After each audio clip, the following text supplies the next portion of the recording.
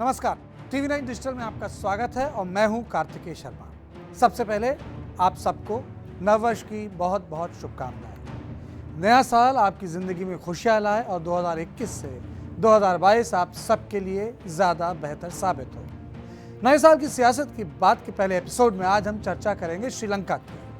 ये देश भारत के पास होकर भी बहुत दूर है। तमिलनाडु से जाफना मोटर बोट से चंद घंटों में पहुंचा जा सकता है, लेकिन श्रीलंका आज भारत के बजाय चीन के बेहद करीब है, लेकिन इसका अब उसे खामियाजा भुगतना पड़ रहा है। चीन के चक्कर में श्रीलंका 2022 में दिवालिया घोषित हो सकता है। श्रीलंका पर चीन का $5 बिलियन का कर्ज है। इसके अलावा चीन से श्रीलंका ने $1 बिलियन का और कर्ज ले रखा है, जिसको वो किश्तों में चुकाने की कोशिश कर रहा है। जानकारों के मुताबिक अगले 12 महीनों में श्रीलंका को विदेशी सरकारों और राष्ट्रीय बैंकों को $7.3 बिलियन का कर्ज चुकाना होगा।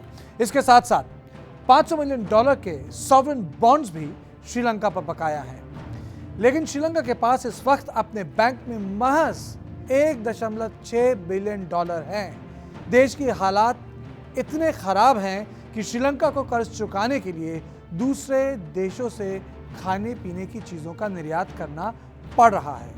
ईरान का कर्ज चुकाने के लिए श्रीलंका हर महीने $5 मिलियन की चाय निर्यात कर रहा है। लेकिन श्रीलंका के जानकारों के अनुसार अगर हालात ऐसे ही रहे तो जनवरी के अंत में श्रीलंका का करेंसी रिजर्व -$437 मिलियन हो जाएगा।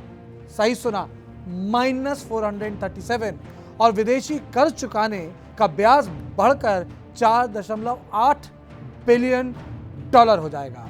अगर श्रीलंका कर्ज पर ब्याज चुकाने में नाकामयाब रहा तो उसे देश की संपत्ति गिरवी रखनी पड़ सकती है। श्रीलंका पर बदकिस्मती की डबल मार है।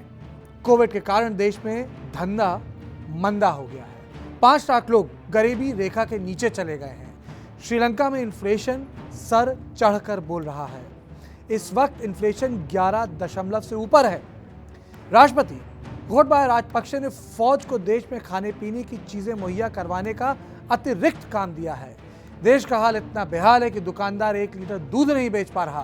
पैकेट को खोलकर लोगों को 100 से 200 ग्राम दूध बेचना पड़ रहा है। श्रीलंका की अर्थव्यवस्था का 10% GDP टूरिज्म से आता है और उससे 2 लाख लोग जुड़े हैं। कोविड के कारण ये सेक्टर तहस नहस हो चुका है। इसके ऊपर से श्रीलंका सरकार ने खेती के क्षेत्र में फर्टिलाइजर के इस्तेमाल पर रोक लगा दी है। इस रोक से श्रीलंका में खाद्य पदार्थों की उत्पादन में कमी आई है।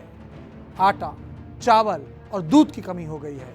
यानी श्रीलंका अफगानिस्तान की तरह देश पे लोगों को खाने पीने का सामान मुहैया नहीं करा पा रहा, और उसके ऊपर से चीन का कर्ज है।